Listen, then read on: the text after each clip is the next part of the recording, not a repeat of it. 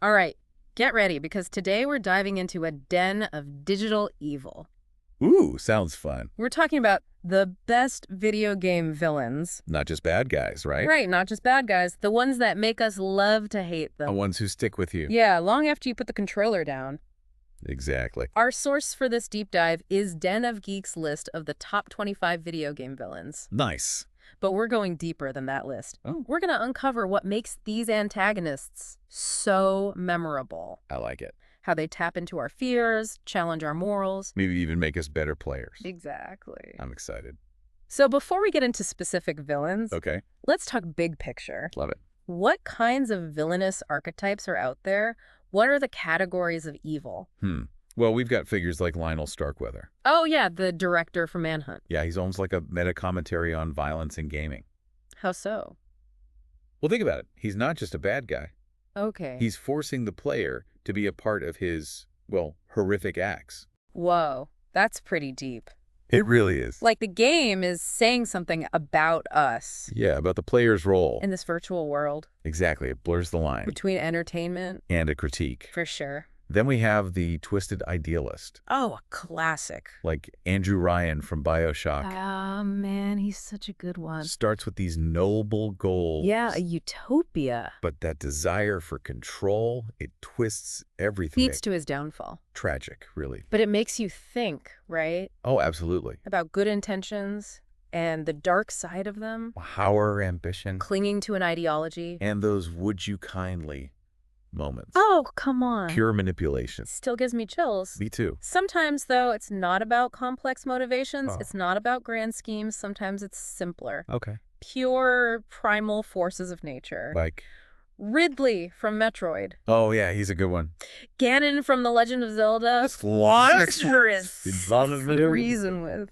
The design is key there, wouldn't you say? I would. So recognizable. Yeah. Terrifying, primal fear. Fight or flight. You see them and you just run. I know. The first time I saw Ridley, I froze. Really? He's not just a boss. He's, More she is the challenge. the entire game's challenge. Yeah. Speaking of challenges, Yeah. what about those heel turn villains? Oh, the betrayals. Like Magus from Chrono Trigger. Rathus Menethil from Warcraft. They start good. Sometimes they're even your ally. Darkness. It can be so seductive, that power. Yeah, you see a friend turn into a nightmare. And the conflict changes. It gets personal. More than good versus evil. You said earlier that the best villains are reflections of ourselves. They Our fears, our flaws, our twisted desires. It's not about them being scary or strong. It's deeper. It's how they connect with us. Unsettling. Right. But brilliant. Let's get specific. Let's look at Den of Geeks list. Okay. There's some I want to ask you about. Handsome Jack from Borderlands. Ooh, yeah. He's high on the list. He is. He's a jerk, but is he really that scary? Oh, he's scary. But In a different way. different how? Handsome Jack, he's megalomania to a hilarious extreme. Uh-huh. Okay. Charismatic, Yeah. witty, Okay. absolutely convinced of his own brilliance. Even when he's being awful, Especially when he's awful. he's almost endearing. You can say that. In a messed up way. Totally, and that's what makes him so compelling. So he's like that friend we love to hate. Yeah, you can't help but be entertained. Even as you know how terrible he is. It's like he's tapping into that part of us that wants attention. That wants to be the main character. And he takes it so far. It's ridiculous. It's funny and terrifying. He's a caricature of our own ego. A reminder of ambition and self-obsession. And let's not forget his style. The mask, the suit, the swagger. A rock star villain. Totally. Okay, now for a different kind of scary. Ooh, I like this. Shodan from System Shock. Yes? That voice. Her manipulation, it got under my skin. What is it about her? Oh, why is she so effective? That primal fear, right? Oh. Technology, AI becoming too powerful. Turning against us.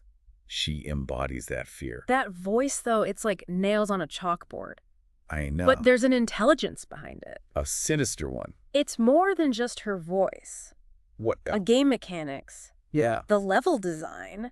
They amplify her terror. You're trapped in that space station. Claustrophobic. You're being monitored Manipulated. by that disembodied voice. It's like she's everywhere. Watching, plotting. That feeling, that powerlessness. Against technology. Trapped in a system. It's a real fear today. Very real. That's why she's so effective. She taps into our anxieties about the future. That tech will control us. Dehumanize us. Okay, next up is Micah Bell from Red Dead Redemption 2. Oh, I know this is going to be good. I don't think I've ever hated a video game character more. Really? What makes him such a perfect antagonist? Micah. He's unlikable, but believable. Okay. The dark side of the Wild West. A ruthlessness. Turning a good man bad. But why so infuriating? Why him? There are other bad guys in the game. Sure. But Micah, he just gets under your skin. I think it's the betrayal. Yeah. That constant need to stir up trouble. Doesn't care about anyone but himself. A master manipulator, wouldn't you say? I would. He plays on everyone's weaknesses. Exploiting their loyalty. For his own gain. He's a coward. Always hiding. Taking the easy way out. He's not just a villain. Right. He's like everything wrong with humanity. And that's why the betrayal is so hard. It really is. He reminds us that we can be hurt by those we trust the most. Yeah. That's a universal fear. Micah embodies it perfectly. He's that backstabbing friend. The one who always takes advantage. You think you can trust them. And they do something awful. It's not always the obvious bad guys that bother us the most. Sometimes it's the ones we least expect. It's those unexpected ones, right? Yeah, sometimes they're the most unsettling. The ones that make us question things. Question our perceptions. Like the player in Tyranny.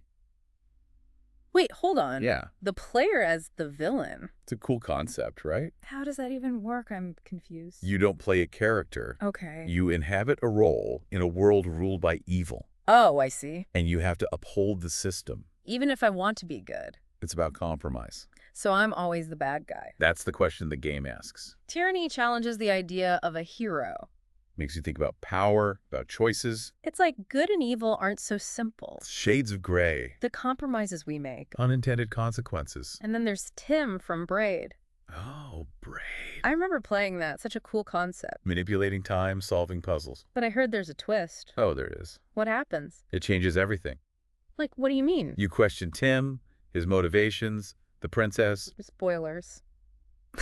I won't spoil it. But it's more than just puzzles, right? It's a meta-narrative about perception, guilt, the stories we tell ourselves. Tim's the villain. He subverts our expectations. The classic hero flipped on its head. It's funny, right? What's that? How a simple game can have such a big impact. Know what you mean. It's not always the villains with big weapons or loud roars. It's the quiet ones, the unexpected ones. They leave the deepest scars. But let's be honest. Yeah. We love the classic baddies. Of course. The big over-the-top villains. The ones who set the standard. Exactly. Like Bowser. Oh, come on, a classic. Mario's nemesis for, what, decades? And he's still going. Why is he so classic? That playful antagonism. Yeah. But a genuine threat. He's big, bad, breathes fire. But he's got charm, a sense of humor. He's like that lovable uncle. Who always causes trouble. You gotta admit, he's got style. The shell. The main. A villain you can't help but respect. Even as you're stomping him. They're like two sides of the same coin. Mario and Bowser. You can't have one without the other. Speaking of classics. Yeah. Dracula. From Castlevania. The OG creature of the night. The Lord of Vampires. A villain beyond gaming. Everyone knows Dracula. The castle, the bats, that gothic atmosphere. He's classic horror. Reimagined so many times. It's always dark, always powerful. What makes him endure? As a villain, I mean. Power and vulnerability. Oh, interesting. He's immortal, but burdened by it. I see. We're fascinated by the unknown. Yeah. The allure of power, the price it demands. He's also a tough opponent. Those games are hard. Dracula is a real final boss. He tests your skill. Your patience. Your courage. Even when you beat him. There's the feeling he'll be back. The villain who never dies. Lurking in the shadows. That lingering threat makes him so effective. A reminder that darkness is always there. Okay, time for a personal favorite. Oh, let's hear it. A cool villain archetype. I like those. Albert Wesker from Resident Evil. Ah, Wesker. I see it. The sunglasses. The trench coat. Superhuman abilities. Style and menace. That voice. So smooth. So menacing. You could read anything and make it sound evil. What makes him so captivating? He's a master manipulator. Yeah. Always ahead of the heroes. He loves being the villain. Yeah. Confident, powerful. And with the over-the-top dialogue. It's like he's giving a performance. Committed to it. He wants to be the ultimate threat. And it works. It doesn't. It's not just destroying the world. Right. He wants to remake it. In his image. He thinks he's superior. Destined to rule. That's dangerous. Very. He believes his own hype. For all his posturing. Yeah. For all his power. There's something human about him. You think so? He has flaws, vulnerabilities. A past that haunts him. That's what makes him so compelling.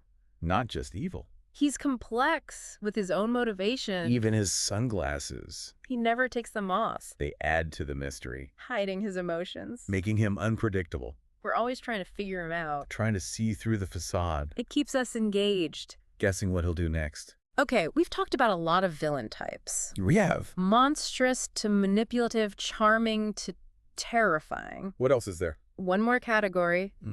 The truly unexpected. Okay. The ones who break the rules. Rule breakers. Those are fun. Tim from Braid is a good example. Oh, yeah. He messes with your head. You question everything. The game, yourself, everything. He really subverts things. The hero story. And then, boom. The truth comes out. A much darker truth. It's like a mirror, you know? Reflecting back at us. Our assumptions, our biases. He's not just an obstacle. He's a reflection of us. Our capacity for self-deception. But it's not just those unexpected villains. Sometimes the over-the-top ones, Yeah. they can hold up a mirror to society. They embody our fears. Our anxieties. Even our darkest desires. Like General Shepard from Call of Duty. Modern Warfare 2. That betrayal. It tapped into something, you know? A distrust of authority. That fear that power corrupts. That moment made you question everything. I know what you mean. You think you're fighting for the good guys. And then the lines get blurred. It's not so black and white. That's where the best villains thrive. In those gray areas. They make us confront uncomfortable truths. Question our assumptions. Good and evil get complicated. And they highlight societal issues. In a way that's entertaining. But also makes you think. Like Frau Engel from Wolfenstein. Ooh, she's a tough one. A reminder about fanaticism. About hatred and prejudice. It's a tough pill to swallow. But it makes us think. About history, about the darkness inside us. The fight against evil is never really over. That's something games do well. They take these real issues. Present them in a way that's engaging. We explore these themes in a safe space. We confront our fears. We understand ourselves and the world better. We've explored a lot today. From digital evil to social commentary. It's been quite the journey. So what makes a villain truly unforgettable?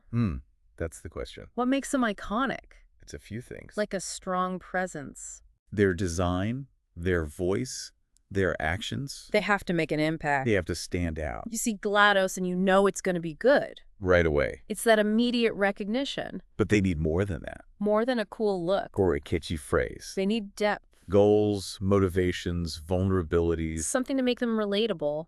Even if we don't agree with them. It's that human element. That spark. Makes them more than just a monster. Makes them feel real, even if they're a dragon. Like Ganon. The best ones challenge us. They force us to question things. Our assumptions, our values, our ideas of good and evil. They make us think, they make us feel. And those feelings stick with us. They make us better players. By pushing us, challenging us. So as you play game, pay attention to the villains. They're not just obstacles. They have their own stories. You might learn something. About the game, about yourself. Thanks for joining us. On this deep dive. Into video game villains. Until next time. Keep gaming. Keep questioning. And keep exploring the dark side. You never know what you might find.